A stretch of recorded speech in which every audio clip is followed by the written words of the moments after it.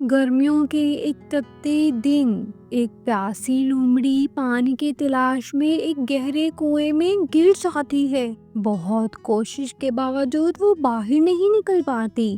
اسی وقت ایک پیاسا بکرا وہاں آتا ہے اور پوچھتا ہے کہ وہ کنویں میں کیا کر رہی ہے۔ چالاک لومڑی بکروں کو دھوکہ دیتی ہے اور کہتی ہے کہ کنویں کا پانی بہت میٹھا ہے اور وہ بھی نیچے آ جائے۔ میٹھے پانی کا سن کر بکرا فوراً کنویں میں چھلانگ لگا دیتا ہے۔ لومڑی بکرے کی پیٹھ پر چڑھ کر باہر نکل آتی ہے اور بکرے کو کنویں میں اکیلا چھوڑ دیتی ہے۔